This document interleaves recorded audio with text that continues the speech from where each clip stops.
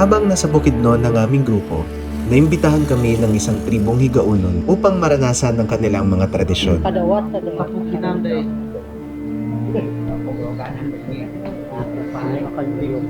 Sa proseso ng pagdodokumento sa kanilang kultura, may mga bago kami natutunan tungkol sa buhay. Ito ang kwento sa likod ng aming pagkikwento.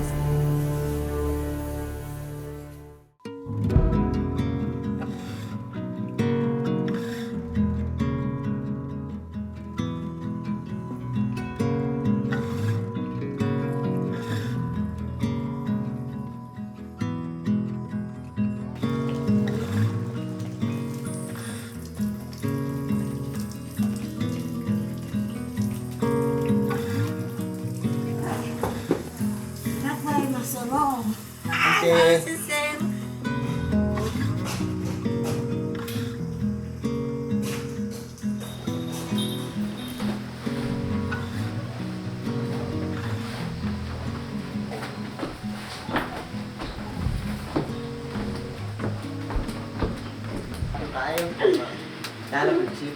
Oo, tayo hindi sa ginabisita karon.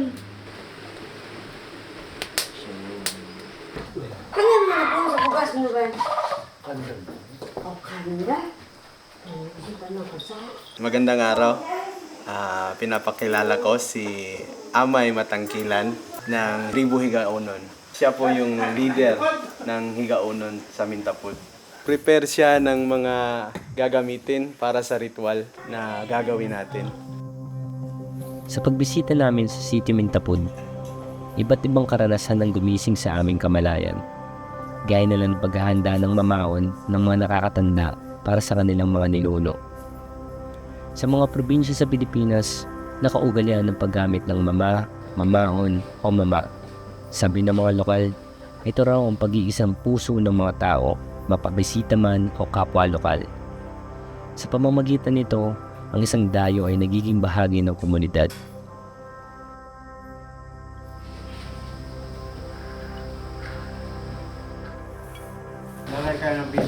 Piso.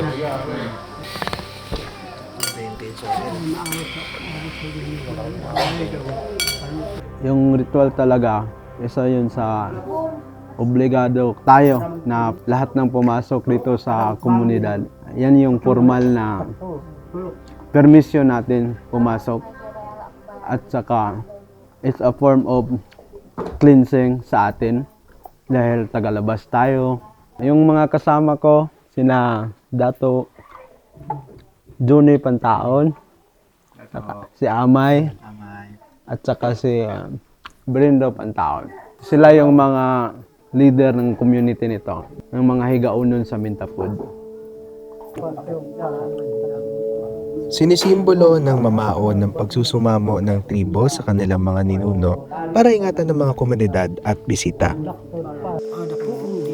Kalakip din ito ang dasal na lumabas ang tunay na intensyon ng mga bisitang gaya namin na lumayo sa kanilang lugar. Simula ng ritual, kanya-kanyang personal ng panalangin ang inalay nila sa magpabaya o may kapal.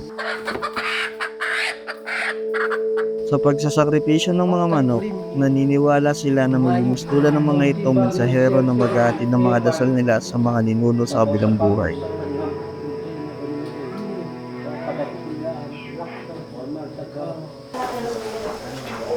Bawat isa sa atin, yung gustong pumasok dito, lagay natin yung kamay natin sa dugo. May mark tayo na cleanse tayo. Parang winawaswasan yung mga kung ano mang galing sa labas. Yan, yung feather nilalagay na sa bangkaso o yan yung altar ng mga katutubo. At merong iba't ibang levels ng altar kasi may iba't ibang levels ng ritual. Ito yung unang parte ng ritual. Lulutuin yun. May second part na ritual na pagsasaluhan ng lahat.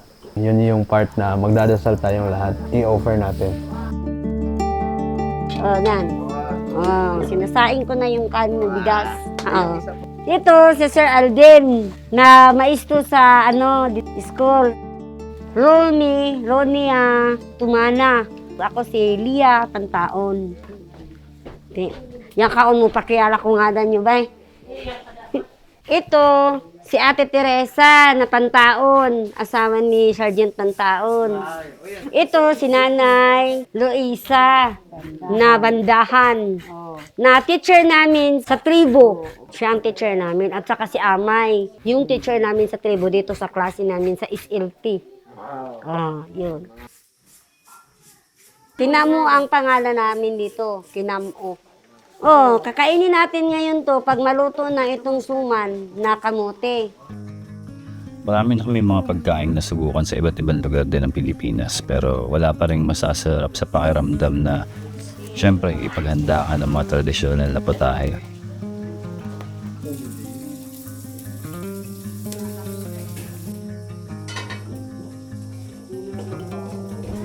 Iba rin ang saya na makita ang buong komunidad na nagtutulungan para bigyan kami ng mainit na pagtanggap.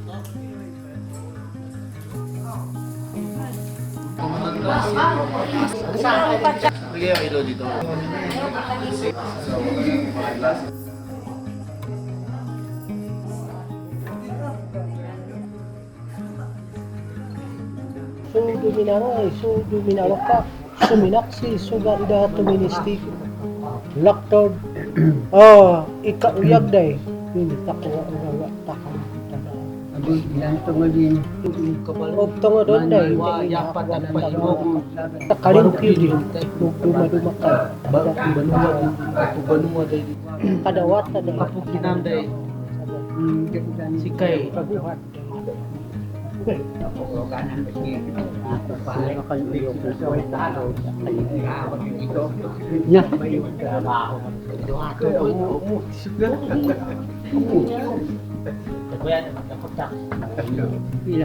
Isang karangalan din na suotan kami ng galang habukala, isang brass bangle ng kanilang dato. Pinaniniwalaan na ang bukala ay may taglay na kapangyarihan para itaboy ang masasamang elemento. Tanging dato lang ang maaaring magbigay nito sa mga taong bumibisita sa kanilang komunidad. Gahom na dito, katubangan, mas managong natin. Gahom na ba? Katuban dahil sa gagaw, wala, kumbahin na po na. Sige na, meron na.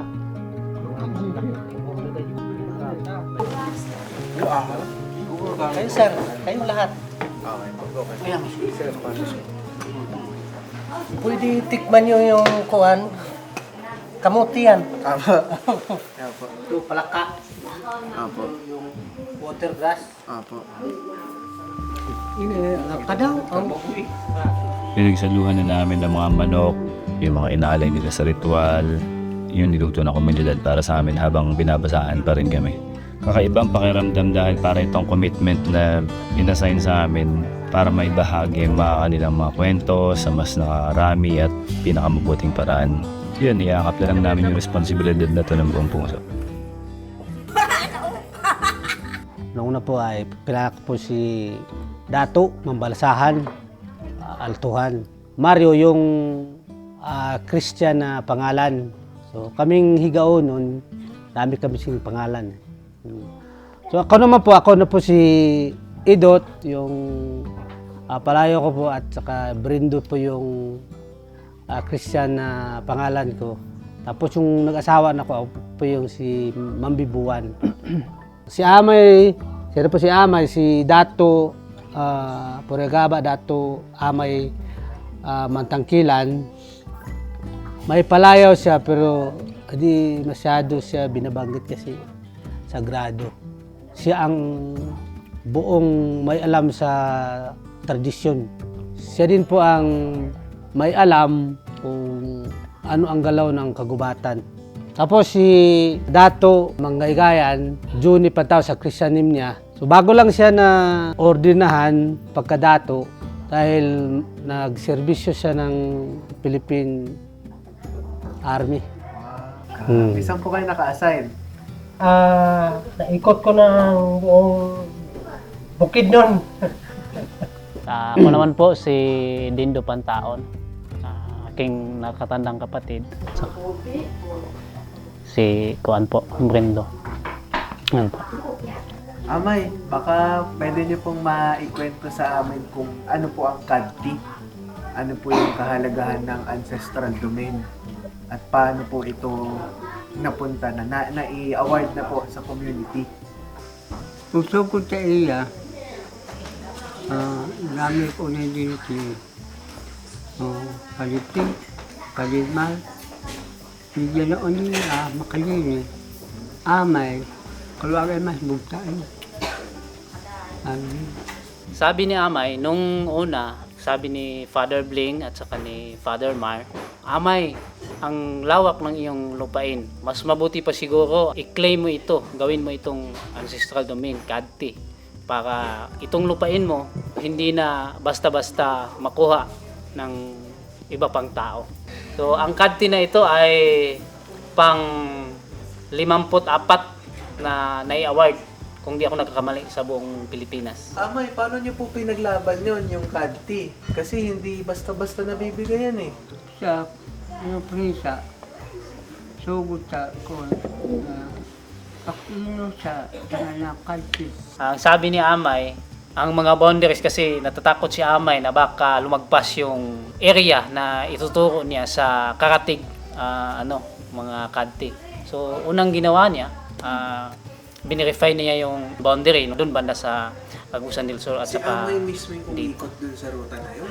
Opo, dahil noon pa man, alam na ni Amay yun kasi hunter kasi si Amay. Bakit ganun po pinaglaban ni Amay yung kadti? Kasi dedikasyon yun eh. 14,000 hectares, inikot ni Amay yun. Ano pong masasabi po ninyo doon? Ang hirap nun. Si Amay kasi ayaw niya mag-asawa. Kasi gusto niya sa bundok lang siya para mapangalagaan niya yung natural resources at yung mga boundaries na hanggang ngayon pinopromote pa niya. Tapos ayaw niya ng gulo. So kaya iniikot niya yung mga neighboring dato o namahala sa ibang boundary, mga kadti, ay kinukonsulta niya. Yon ang sakripisyo niya. Nung nagdeklara ng i-claim, so hindi na nahirapan. Bale, ito po ang kabuuang 3D map ng kadti ng Agbihiko o Agtulaon, Mintapod, Higaonon, Comadon. So, dito yung Agusan del Sur. Doon naman, Misamis Oriental. At dito naman yung Karatig Munisipyo. Ito yung kabuang mapa, makita natin doon banda, mga bulubundukin. Yun yung na kuha ni Amay kanina, nabanggit ni Amay yung bundok na pinakasagrado ng mga Higaonon, yung pinakapik. Andun. Yan ang Mount Kimangkil, yung pinakapik na area dito. So, kung ilocate natin ang Mintapod, andyan sir, kung saan tayo naroon ngayon. Dito tayo ngayon. 14,313 hectares. Yung lahat ng boundary na ito, naikot ni Amay?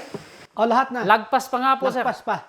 Kasi depende yun sa kasi nangangaso siya. Sergeant, paano po natulungan ng Armed Forces of the Philippines yung mga katutubo? 1982, yung NPA, dumami na sila kasi yung mga dato parang minamasa na nila para dumami sila. So kami, Nagre-recruit na. army na, so kinakalat na kami doon sa mga community. So yan ang ginawa ng army para hindi makapenetrate yung mga NPA. Para yung pamumuhay ng mga lumad, yung mga community, patuloy. Hanggang ngayon, patuloy pa rin yung pamumuhay na mahusay. Okay. Amay, baka pwede niyo po sa amin ipakilala naman po ang Sitio Mintapod. Imbe una, ang pasimbo daw sinapo malaas sa yung lang po o ang babasok sa buta bulakaw, mga sundanon, pamangitasidan. Sabi ni Amay, nung kapanahonan pa ng aming mga ninuno, ang Mintapod ay peaceful, mapayapa. Isa pa, sabi niya, ang Mintapod ay isang sagradong lugar. Yung tinatawag naming Tulong Danon o Sacred Ground. So, nung una, hindi ito dapat gawing sitio o gawa ng bahay dahil nga sagrado itong lugar na ito, ang sitio Mintapon. Pero sa paglipas ng panahon, dahil na rin sa mga tumulong, yung mga ninuno at si Amay, napilitan silang, hey, tayo natin ang mga bahay para dito na tayo manirahan. Idagdag ko lang siguro, sir. Nagawa itong sitio. Doon pa sila Amay nanirahan sa Patuga. Mata. 1976. Tapos, may mga religious na pumasok dito na walang paalam. Ang dami sila, mga 100 plus. Dito sila nanirahan. So, yung plano nila na ni Marcos. dito sila gawa ng barangay. Kung ayaw nyo na yung mga religious sector na makatira dito, kayo ang tumira dito. Kami nang bahala, papaalis sa kanila. So doon, ginawa nila Amay, dito sila na nirahan. Tapos sila, Monsignor Rosales, kinausap yung leader nila sa religious sector. So pinaalis sila. So hanggang ngayon, Mintapon. Bakit po kayo ngayon open na po sa amin na i-share yung kultura, yung pamumuhay, yung tao kasi hindi po lahat open. Hindi kasi sagrado din naman talaga. Kasi Amay, dati hindi mo makikita yan sa dito. Diyan lang sa sa bundok o sa gubat. Pero nung na-Christianize na kami, kailangan na magsityo, makihalubilo sa mga tao. Kasi ang higaonon, sabi ni Amay, pakumbaba, yung flexible ba, yung ayaw ng gulo. Balikan natin yung sinabi kanina ni Amay na palaging nakipag-usap sa mga silingan o mga neighboring na mga village para yung relasyon na patuloy. Tapos sa tanong mo ngayon na open na, dati pa yan na nung pumasok na yung sa iglesia. So doon na kami na kailangan talaga alagaan natin ang Mintapon. Ikumpara sa ibang lugar, ibang tribo, ay dito ay walang yung tapang. Wala. Oo. Kasi may kultura kami na sinusunod na dati pa. Yung relasyon na parang hahawak ka ng itlog na ayaw mabasag namin. Oo. So kailangan iingatan namin yan. So kaya ang daming pumapasok, tinatanggap kung sino yung magandang pakitutungo o ikatulong dito sa sitio Mintapon sa Mexico. Bilang nakakatanda po sa lahat, ano pa pong pangarap po ninyo sa Mintapon? Sa kinakasaman-taman, so napadya ako mapasa magpagdaplasan ito. Kinakasaman-taman yung kwento Mintapon. Ang gusto niya ay gusto niya ngayon ay mangyayari lahat ng mga kapatid o mga katribo namin ay magsitol daw na dito.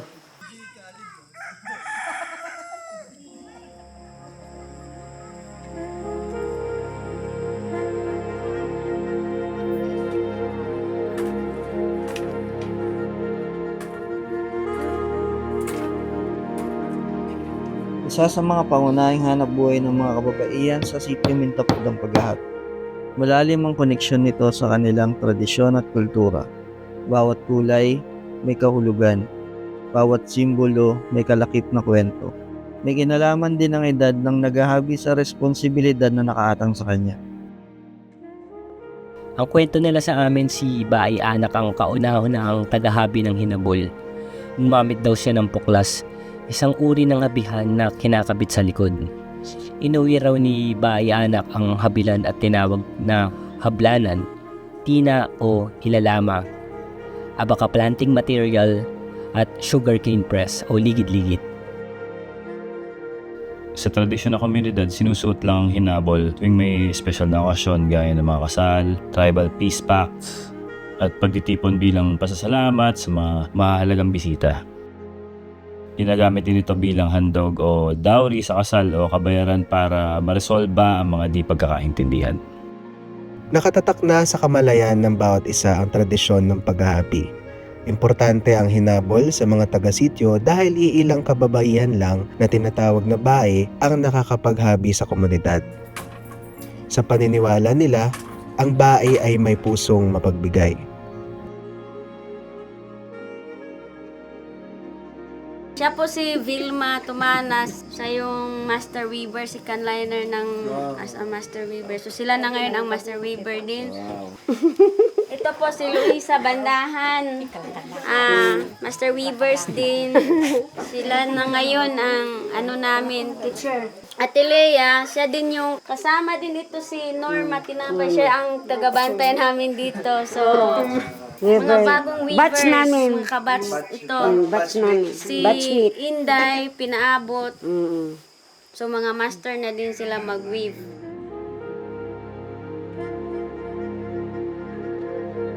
Yung ganito, ito po yung mga traditional sling bag namin. Tapos ito din yung design nyo na, ito na din yung pong sabi ko kanina na traditional design. Itong tawag namin dito is ginontian.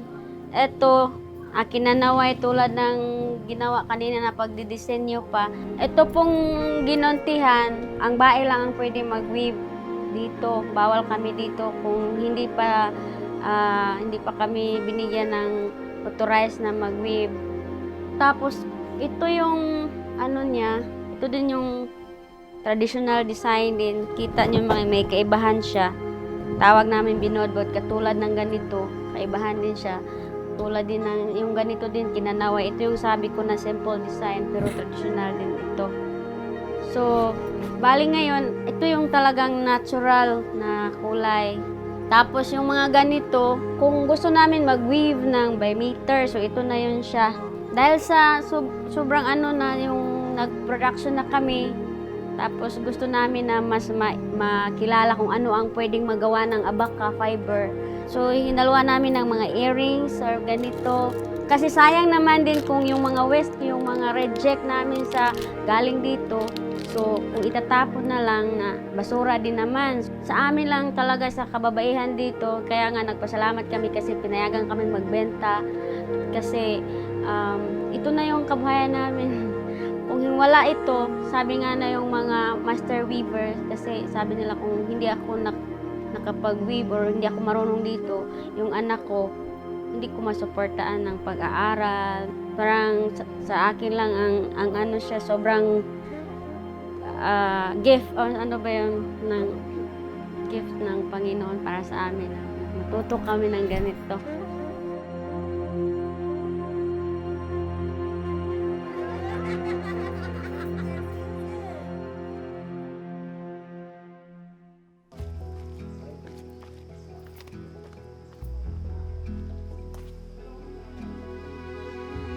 Hindi matutumbasan ng mga naging karanasan namin kasama ang komunidad at sunod naman nila kaming tinuruan gumawa ng langkuga, ang bersyon nila ng rice wine.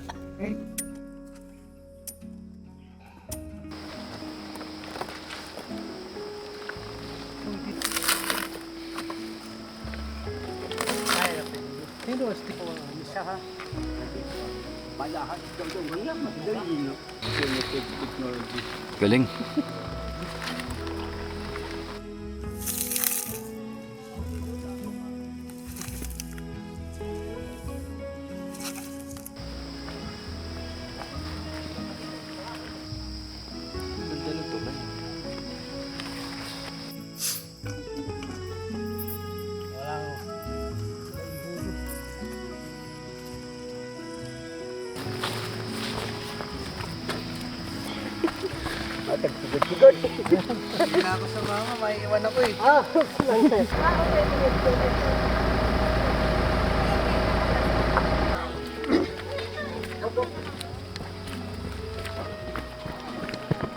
Linalabhan yan para gawing salaan sa tinigis na Reklamo po doon tubo. para isaban. Hindi pwede gamitan yan ng sabon kasi masira yung sinubog. Sa iya ko isumbo na sa ay pakaduha aldaw. Sa inaw ay hatag inuma. Sabi ni Bae, pag malagay na yan sa sinubog, yung piniga na tubo, mga 2 araw, pwede na yung inumin. Pero pwede natin tikman. Sige. Kung anong lasa niya pag nahalo na yung kuhan, yung Pwede, piniga pwede. na tubo. Sige, Dato. Ako ang mauna. Muna imo. Oh, namaridin. Muna imo dato sa una pa. Ano lasa? Hindi na aabot ng 2 araw. Makalasing na to. Yeah. Ay, sige po. Ako sayang ko aso eh. Ano sa sayang? Fermented na siya. May kaunting tamis galing dun sa tubo. Sarap. Makakalasing na nga to. Makalasing na pag marami yung marami. Omon. Ang gano'ng ahing Oh, din. yan din. Mamaloon mo pa dos. Ah. Mikon. Ano yung amin kontas on ma? Okay na siya. Konta. Sarap. This is insane. Sakta din. Ito na po, Dato, yung nakakalasing. Yung kalalasing. Mas matapang na. Ilang araw na po to? Mga 3 days. Medyo may maasim na Sarap siya. Mas gusto ko yung lasa ng fermented. 2 days. 3 days? 3 days. Diba yung tagsamba? Mas gusto ko na to. Jesus me. Sarap ng kanin. Oo nga no. Solid. So, gusto mo try? Aabot na ng 6 days. Parang kung ano, para ng sopa. Dapat mainom na. Mas Binded na. Mas gusto namin yung 3 days. Sagradong tradisyon. Pagkain. Karanasan, Mga bagong kaibigan, Walang kapantay na kaligayahan. tuloy lang sa paglakbay, sa pagbabahagi at pakikibagay.